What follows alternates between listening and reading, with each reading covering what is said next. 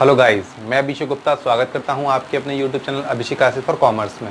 Last हम लोग journal और लेज़र कर चुके थे, उसी से आगे के टॉपिक को आज हम कंटिन्यू करेंगे। वो टॉपिक है ट्रायल बैलेंस। देखिए, आप लोगों ने पहले जर्नल किया, जर्नल से हमने लेज़र पोस्टिंग की, अब वही हम ट्रायल बैलेंस भी आगे बढ़ाएंगे, बिकॉज ये एक ही प्रोसेस में बनते हैं। पहले हमें जर्नल बनाना पड़ता है, फिर लेज़र बनाना पड़ता है, फिर ट्रायल बैलेंस होता है। अब बात आती है ट्रायल बैलेंस होता क्या है। ट्रायल बैलेंस को हिंदी में तलपट कहते हैं। बेसिकली अगर बात कहूँ, ट्रायल बैलेंस हमेशा चेक करने के लिए बनाया जाता है कि हमने जो जर्नल या लेज़र बनाए हैं वो सही है या नहीं है, क्या गलती है, मिस्टेक को फाइंड आउट करने के लिए ट्रायल बैलेंस बनाया जाता है। ठीक है, चलिए डिस्कस कर लेते हैं ट्रायल बैलेंस के लिए। और हम ट्रायल बैलेंस को थोड़ा ट्रिक से सॉल्व करेंगे, क्योंकि बहुत से बच्चे बोलते हैं सर हमें ट्रायल बैलेंस समझ में नहीं आता, प्रॉब्लम आती है। तो उसके लिए बहुत छोटी सी ट्रिक है, चलिए उसको देखते हैं। देखिए, ट्रिक नंबर 1, सबसे पहले या तो आप ट्रिक नंबर 1 को याद रख सकते हैं या ट्रिक नंबर 2 को, कोई सी भी आप याद कर लें। ट्रिक नंबर 1 में क्या है, आपको सारी लायबिलिटीज़ पता होनी चाहिए, कौन कौन सी होती हैं लायबिलिटीज़, और सारी इनकम पता होनी चाहिए। अगर आपको ये दोनों पता हैं तो इन दोनों को ट्रायल बैलेंस के क्रेडिट साइड में लिख दीजिए, बाकी बचे हुए सारे आइटम आप डेबिट साइड में डाल दीजिए। अब लायबिलिटीज़ कौन कौन सी होती हैं, कैपिटल है, बैंक ओवरड्राफ्ट है, क्रेडिटर है, बिल्स पेबल्स है, आउटस्टैंडिंग एक्सपेंसेस है, एक्सेट्रा मैनी मोर्स। तो अगर आपको सारी लायबिलिटीज़ पता है तो ये ट्रिक एक लाइन में खत्म हो गई, इनफैक्ट 2 वर्ड में ही खत्म हो गई। लायबिलिटीज़ प्लस इनकम्स जो भी हैं ये दोनों आप उसे क्रेडिट में डाल दीजिए, बाकी जो भी आपको मिलता है वो सब आप डेबिट साइड में डाल दें। क्लियर। अब ट्रिक नंबर 2, अगर आपको लायबिलिटीज़ और इनकम के बारे में पता नहीं है तो आपको ये आइटम याद करने पड़ेंगे। कैपिटल, बैंक ओवरड्राफ्ट, कैपिटल है, बैंक ओवरड्राफ्ट है, क्रेडिटर्स है, बिल्स पेबल्स है, आउटस्टैंडिंग एक्सपेंसेस हैं, अनएक्रूड इनकम है, debentures, short term and long term loans हैं। देखिए, ये जितने भी ऊपर के मैंने आइटम बोले ये सब क्या थे, ये लायबिलिटी थे। ठीक है, आपको अगर ये लर्न है सारे तो देखिए बात वही आ गई, liabilities.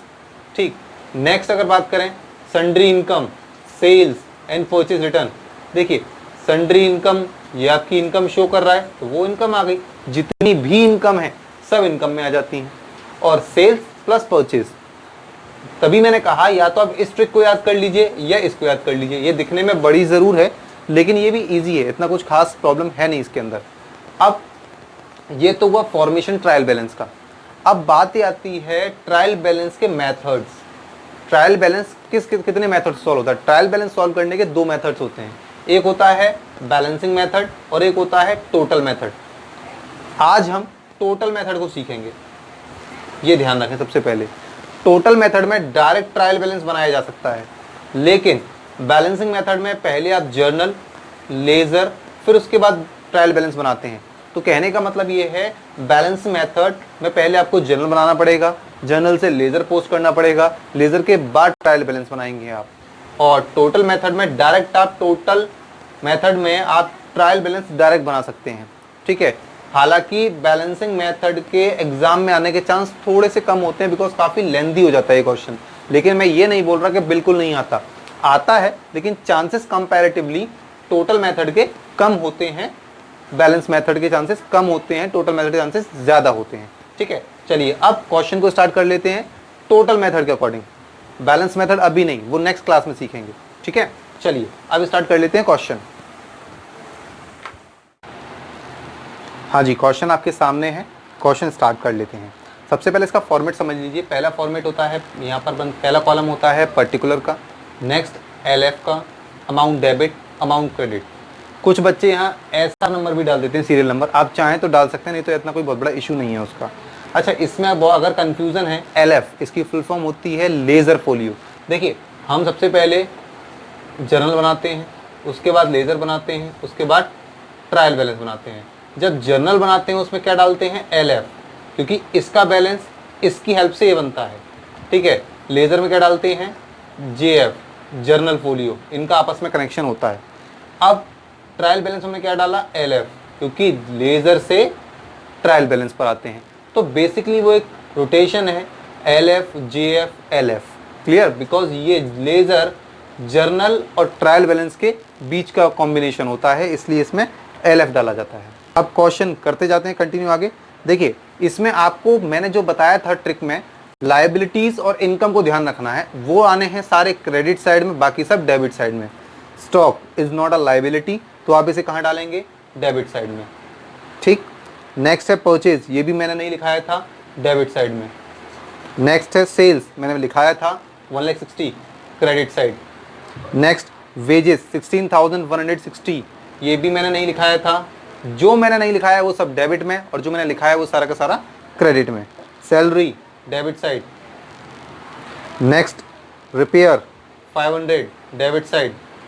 Next commission receive, commission अगर रिसीव होगा तो वो आपकी इनकम होगी, और इनकम मैंने लिखाई थी क्रेडिट साइड में। क्लियर, अगर खाली कमीशन लिखा हुआ है तो उसका मतलब ये कमीशन आपने पेड किया है, वो डेबिट में आएगा। अगर कमीशन रिसीव लिखा है या कमीशन में ब्रैकेट में मैंने क्रेडिट लिखा है, जैसे कि मैंने लिख दिया है, तो वो आपकी इनकम मानी जाएगी, ध्यान रखिएगा, और वो क्रेडिट साइड में आएगी। डेटर्स डेबिट साइड में, क्रेडिटर्स क्रेडिट साइड में। नेक्स्ट कैपिटल क्रेडिट साइड में, ड्राइंग डेबिट साइड में। देखिए मेरे पास इनफ स्पेस नहीं है, इसलिए मैं इसको इस साइड लिख रहा हूँ, ठीक है, आपको इसके नीचे ही कंटिन्यू करना है, ठीक है। नेक्स्ट आगे देख लेते हैं। अच्छा, इनका अगर मैं रफली टोटल देखूं तो डेबिट साइड का अब तक टोटल हो चुका है 1,62,460, और क्रेडिट का हो चुका है 2,58,100। अभी टोटल फिनिश नहीं हुआ है, क्वेश्चन अभी इनकम्प्लीट है, ठीक है। Next return inward, return inward क्या होती है, जो इन हो रही हो, कौन सी आएगी बच्चों को, इसमें बहुत कंफ्यूजन होता है रिटर्न इनवर्ट में और आउटवर्ट में। रिटर्न इनवर्ट होती है जो आपने पहले माल गुड्स बाहर दिया हो, सेल किया हो, मतलब सेल्स रिटर्न। सेल्स रिटर्न आती है डेबिट साइड में, से परचेज रिटर्न क्रेडिट साइड में। हमेशा याद रखिएगा, रिटर्न इनवर्ट होती है सेल्स रिटर्न, रिटर्न आउटवर्ट होती है purchase return. Next carriage inward और कैरेज आउटवर्ट।